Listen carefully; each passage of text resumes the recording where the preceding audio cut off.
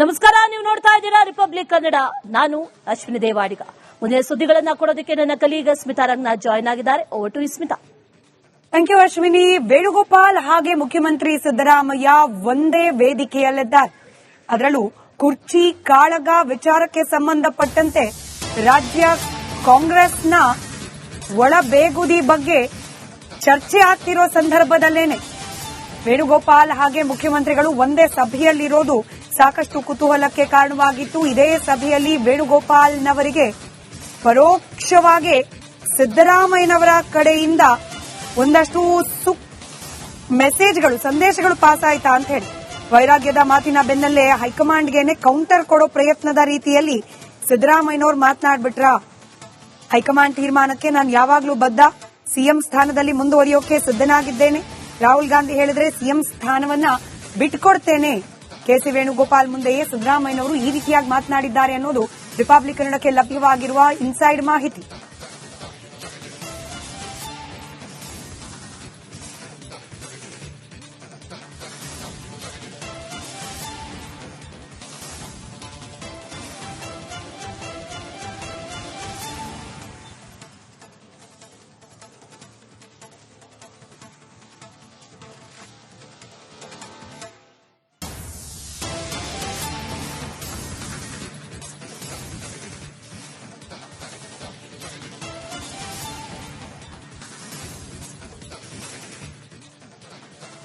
ವೇಣುಗೋಪಾಲ್ ಅವರ ಮುಂದೆನೆ ಚೆಕ್ಮೇಟ್ ಇಟ್ರ ಸಿದ್ದರಾಮಯ್ಯನವರು. ತಮ್ಮ ಅಧಿಕಾರ ಅವಧಿಯಲ್ಲಿ ಯಾವುದೇ ರೀತಿ ಕಳಂಕ ಇಲ್ಲದ ಆಡಳಿತವನ್ನ ನೀಡಿರೋ ಬಗ್ಗೆ ವರದಿಯನ್ನ ಇಡೋ ಮೂಲಕ ಮುಖ್ಯಮಂತ್ರಿ ಸ್ಥಾನದಿಂದ ಕೆಳಗಿಳಿಯೋದು ಅಷ್ಟು ಸುಲಭದ ವಿಚಾರ ಅಲ್ಲ ಅನ್ನೋದನ್ನ ಪರೋಕ್ಷವಾಗಿ ಹೈಕಮಾಂಡ್ಗೆ ಮನವರಿಕೆ ಮಾಡಿಕೊಟ್ರ ಅನ್ನೋ ರೀತಿಯಲ್ಲಿದೆ. ವೇಣುಗೋಪಾಲ್ ಮುಂದೆ ಸಿದ್ದರಾಮಯ್ಯ ಚೆಕ್ಮೇಟ್ ಇಟ್ಟಿರುವಂತೆ ಕಾಣ್ತಾ ಇದೆ. ನನ್ನ ಅಧಿಕಾರದಲ್ಲಿ ಪಕ್ಷಕ್ಕೆ ಯಾವುದೇ ರೀತಿ ಕಪ್ಪು ಚುಕ್ಕೆ ಬಂದಿಲ್ಲ, ಭ್ರಷ್ಟಾಚಾರ ಆರೋಪ ಇಲ್ಲ, ಇಡಿ ಐಟಿ ಪ್ರಕರಣಗಳಿಲ್ಲ, ತೀರ್ಮಾನ ತೆಗೆದುಕೊಳ್ಳುವಾಗ ಸಂಪೂರ್ಣವಾಗಿ ಯೋಚಿಸಿ ಅಂತ ಹೇಳಿ ವೇಣುಗೋಪಾಲ್ ಅವರ ಬಳಿಯಲ್ಲಿ ಸಿದ್ದರಾಮಯ್ಯ ಮಾತುಕತೆ ನಡೆಸಿದ್ದಾರೆ ಅನ್ನೋ ಮಾಹಿತಿ ಇದೆ. ನಿನ್ನೆಯಷ್ಟೇ ವೈರಾಗ್ಯದ ಮಾತು, ಇವತ್ತು ಮತ್ತೊಮ್ಮೆ ಅಧಿಕಾರ ಅಷ್ಟು ಸುಲಭವಾಗಿ ಬಿಟ್ಕೊಡೋದಿಲ್ಲ ಅನ್ನೋ ಅರ್ಥದ ಮಾತುಗಳು.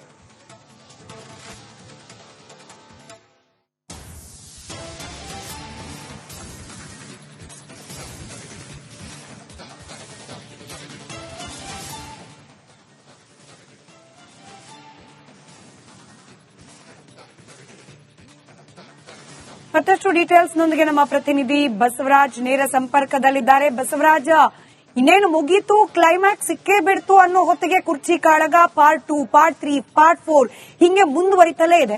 ನಿನ್ನೆಯಷ್ಟೇ ಅಧಿಕಾರ ಶಾಶ್ವತ ಅಲ್ಲ, ಯಾರಪ್ಪನ ಆಸ್ತಿಯೂ ಅಲ್ಲ ಅನ್ನೋ ಅರ್ಥದ ಮಾತುಗಳನ್ನಾಡಿದ ಸಿದ್ದರಾಮಯ್ಯನವರು ಇವತ್ತು ಮತ್ತೊಮ್ಮೆ ವೇಣುಗೋಪಾಲ್ ಅವರ ಮುಂದೆ ಅಧಿಕಾರದಿಂದ ಕೆಳಗಿಳಿಸೋಕ್ ಮುಂಚೆ ಯಾವ ಕಾರಣಕ್ಕೆ ಇಳಿಸ್ತಿದ್ದೀರಿ ಅನ್ನೋದ್ರ ಬಗ್ಗೆ ಸ್ಪಷ್ಟನೆ ಹೈಕಮಾಂಡ್ಗೆ ಇರಬೇಕು ಅನ್ನೋ ಅರ್ಥದ ಮಾತುಗಳನ್ನಾಡಿದ್ದಾರೆ ಅನ್ನೋ ಮಾಹಿತಿ. ಡೀಟೇಲ್ಸ್ ಹಂಚಿಕೊಳ್ಳೋದಾದ್ರೆ ಖಂಡಿತ ಸ್ಮಿತಾ, ರಾಜಕಾರಣಿಗಳು ಎಲ್ಲಾ ಸಮಯಕ್ಕೂ ಕೂಡ ಕಾಯ್ತಾ ಇರ್ತಾರೆ. ಒಂದೊಂದು ಸಮಯಕ್ಕೆ ತಕ್ಕ ಹಾಗೆ ಒಂದೊಂದು ಮಾತುಗಳು, ಅವರ ನಡೆನುಡಿಗಳು ಇರುತ್ತೆ. ಅದರ ಅನ್ವಯನೇ ಈಗ ಹೈಕಮಾಂಡ್ ನಾಯಕರು ರಾಜ್ಯಕ್ಕೆ ಆಗಮಿಸಿದಂತ ಸಂದರ್ಭದಲ್ಲಿ ಹೈಕಮಾಂಡ್ಗೆ ಏನ್ ಸಂದೇಶ ರವಾನಿಸಬೇಕು ಆ ಸಂದೇಶವನ್ನು ರವಾನಿಸುವಂತ ಕೆಲಸವನ್ನ ಸಿಎಂ ಸಿದ್ದರಾಮಯ್ಯ ಮಾಡಿರ್ತಕ್ಕಂಥದ್ದು. ಬಹಳ ಪ್ರಮುಖವಾಗಿ ಕ್ಲೀನ್ ಆಗಿ ಆಡಳಿತ ಕೊಟ್ಟಿದ್ದೇನೆ 2 ಅವಧಿಯಲ್ಲಿ, ನನ್ನ ಮೇಲೆ ಯಾವುದು ಗುರುತರವಾದಂತಹ ಆರೋಪಗಳು ಇಲ್ಲೇ ಇಲ್ವಾ, ಐಡಿ ಇಟಿ ಯಾವುದೇ ತರದಾದಂತಹ ಒಂದಷ್ಟು ಕಿರಿಕಿರಿ ಕೂಡ ನನ್ನ ಮೇಲಿಲ್ಲ. ಹಾಗಾಗಿ ನೀವು ತೆಗೆದುಕೊಳ್ಳುವಂತ ನಿರ್ಧಾರ ಒಂದು ಸಂದೇಶ ಕೊಟ್ಟಾಗತ್ತೆ ಇಡೀ ದೇಶಕ್ಕೆ.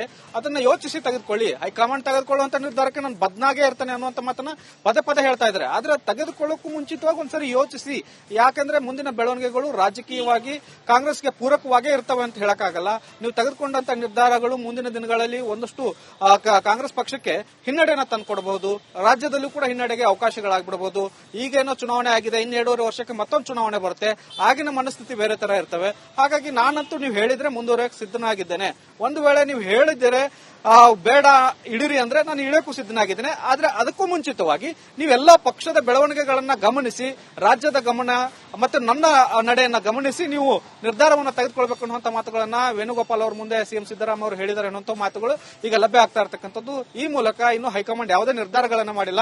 ನಿರ್ಧಾರ ಮಾಡೋಕೆ ಈಗಾಗಲೇ ಚರ್ಚೆಯನ್ನು ಕೂಡ ಆರಂಭಿಸಿದೆ ಹೈಕಮಾಂಡ್ ಮಟ್ಟದಲ್ಲಿ. ಯಾವ ರೀತಿಯಾದಂತಹ ನಿರ್ಧಾರ ತೆಗೆದುಕೊಳ್ಬೇಕು ಅನ್ನುವಂತ ನಿಟ್ಟಿನಲ್ಲಿ ಗಂಭೀರವಾದಂತಹ ಚರ್ಚೆ ನಡೆದಿದೆ. ಆದ್ರೆ ಮಧ್ಯದಲ್ಲಿ ಈ ತರಹದ ಒಂದಷ್ಟು ಸಂದೇಶಗಳನ್ನು ಹೈಕಮಾಂಡ್ ನಾಯಕರಿಗೆ ರವಾನೆ ಮಾಡಿದಾಗ ಸಹಜವಾಗಿ ತಮ್ಮ ಸ್ಥಾನವನ್ನು ಉಳಿಸಿಕೊಳ್ಳೋಕೆ ಸಿಎಂ ಸಿದ್ದರಾಮಯ್ಯ ಅವರು ಮತ್ತಷ್ಟು ಪ್ರಯತ್ನವನ್ನು ಮಾಡ್ತಾನೆ ಇದ್ದಾರೆ. ಒಂದ್ ಕಡೆ ಅಧಿಕಾರ ತ್ಯಾಗವನ್ನು ಮಾತಾಡ್ತಾರೆ, ಇನ್ನೊಂದ್ ಕಡೆ ಅಧಿಕಾರ ಉಳಿಸಿಕೊಳ್ಳುವಂತ ಮಾತನ್ನು ಆಡ್ತಾ ಇದ್ದಾರೆ.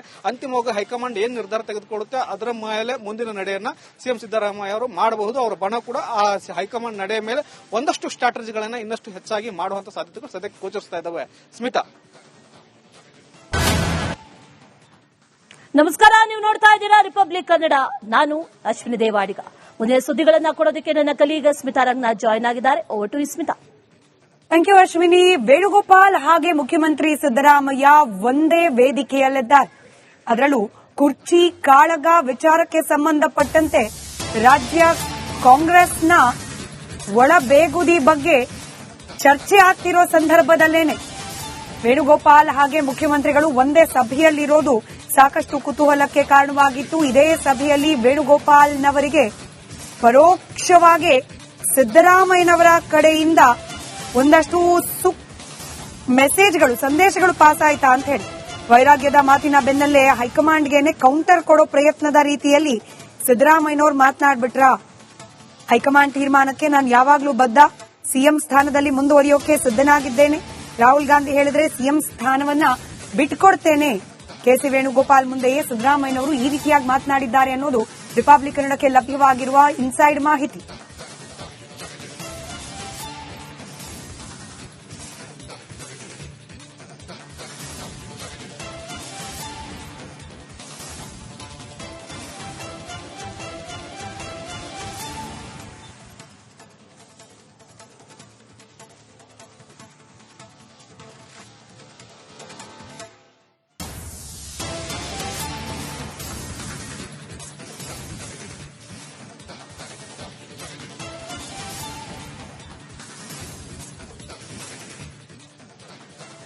ವೇಣುಗೋಪಾಲ್ ಅವರ ಮುಂದೆನೆ ಚೆಕ್ಮೇಟ್ ಇಟ್ರ ಸಿದ್ದರಾಮಯ್ಯನವರು ತಮ್ಮ ಅಧಿಕಾರ ಅವಧಿಯಲ್ಲಿ ಯಾವುದೇ ರೀತಿ ಕಳಂಕ ಇಲ್ಲದ ಆಡಳಿತವನ್ನ ನೀಡಿರೋ ಬಗ್ಗೆ ವರದಿಯನ್ನ ಇಡೋ ಮೂಲಕ ಮುಖ್ಯಮಂತ್ರಿ ಸ್ಥಾನದಿಂದ ಕೆಳಗಿಳಿಯೋದು ಅಷ್ಟು ಸುಲಭದ ವಿಚಾರ ಅಲ್ಲ ಅನ್ನೋದನ್ನ ಪರೋಕ್ಷವಾಗಿ ಹೈಕಮಾಂಡ್ಗೆ ಮನವರಿಕೆ ಮಾಡಿಕೊಟ್ರ ಅನ್ನೋ ರೀತಿಯಲ್ಲಿದೆ. ವೇಣುಗೋಪಾಲ್ ಮುಂದೆ ಸಿದ್ದರಾಮಯ್ಯ ಚೆಕ್ಮೇಟ್ ಇಟ್ಟಿರುವಂತೆ ಕಾಣ್ತಾ ಇದೆ. ನನ್ನ ಅಧಿಕಾರದಲ್ಲಿ ಪಕ್ಷಕ್ಕೆ ಯಾವುದೇ ರೀತಿ ಕಪ್ಪು ಚುಕ್ಕೆ ಬಂದಿಲ್ಲ, ಭ್ರಷ್ಟಾಚಾರ ಆರೋಪ ಇಲ್ಲ, ಇಡಿ ಐಟಿ ಪ್ರಕರಣಗಳಿಲ್ಲ, ತೀರ್ಮಾನ ತೆಗೆದುಕೊಳ್ಳುವಾಗ ಸಂಪೂರ್ಣವಾಗಿ ಯೋಚಿಸಿ ಅಂತ ಹೇಳಿ ವೇಣುಗೋಪಾಲ್ ಅವರ ಬಳಿಯಲ್ಲಿ ಸಿದ್ದರಾಮಯ್ಯ ಮಾತುಕತೆ ನಡೆಸಿದ್ದಾರೆ ಅನ್ನೋ ಮಾಹಿತಿ ಇದೆ. ನಿನ್ನೆಯಷ್ಟೇ ವೈರಾಗ್ಯದ ಮಾತು, ಇವತ್ತು ಮತ್ತೊಮ್ಮೆ ಅಧಿಕಾರ ಅಷ್ಟು ಸುಲಭವಾಗಿ ಬಿಟ್ಕೊಡೋದಿಲ್ಲ ಅನ್ನೋ ಅರ್ಥದ ಮಾತುಗಳು.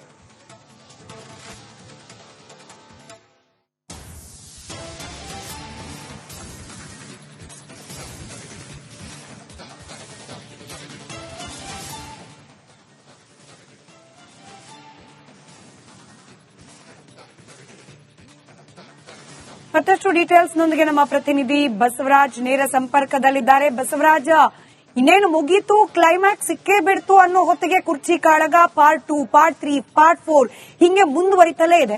ನಿನ್ನೆಯಷ್ಟೇ ಅಧಿಕಾರ ಶಾಶ್ವತ ಅಲ್ಲ, ಯಾರಪ್ಪನ ಆಸ್ತಿಯೂ ಅಲ್ಲ ಅನ್ನೋ ಅರ್ಥದ ಮಾತುಗಳನ್ನಾಡಿದ ಸಿದ್ದರಾಮಯ್ಯನವರು ಇವತ್ತು ಮತ್ತೊಮ್ಮೆ ವೇಣುಗೋಪಾಲ್ ಅವರ ಮುಂದೆ ಅಧಿಕಾರದಿಂದ ಕೆಳಗಿಳಿಸೋಕ್ ಮುಂಚೆ ಯಾವ ಕಾರಣಕ್ಕೆ ಇಳಿಸ್ತಿದ್ದೀರಿ ಅನ್ನೋದ್ರ ಬಗ್ಗೆ ಸ್ಪಷ್ಟನೆ ಹೈಕಮಾಂಡ್ಗೆ ಇರಬೇಕು ಅನ್ನೋ ಅರ್ಥದ ಮಾತುಗಳನ್ನಾಡಿದ್ದಾರೆ ಅನ್ನೋ ಮಾಹಿತಿ.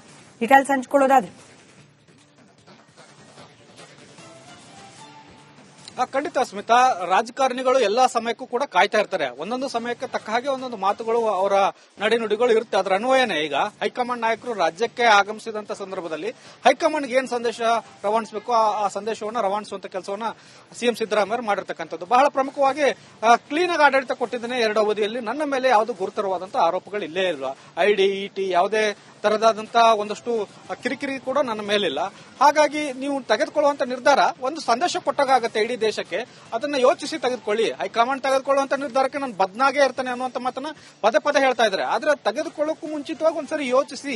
ಯಾಕಂದ್ರೆ ಮುಂದಿನ ಬೆಳವಣಿಗೆಗಳು ರಾಜಕೀಯವಾಗಿ ಕಾಂಗ್ರೆಸ್ಗೆ ಪೂರಕವಾಗೇ ಇರ್ತವೆ ಅಂತ ಹೇಳಕ್ಕಾಗಲ್ಲ. ನೀವು ತೆಗೆದುಕೊಂಡಂತ ನಿರ್ಧಾರಗಳು ಮುಂದಿನ ದಿನಗಳಲ್ಲಿ ಒಂದಷ್ಟು ಕಾಂಗ್ರೆಸ್ ಪಕ್ಷಕ್ಕೆ ಹಿನ್ನಡೆನ ತಂದುಕೊಡಬಹುದು. ರಾಜ್ಯದಲ್ಲೂ ಕೂಡ ಹಿನ್ನಡೆಗೆ ಅವಕಾಶಗಳಾಗ್ಬಿಡಬಹುದು.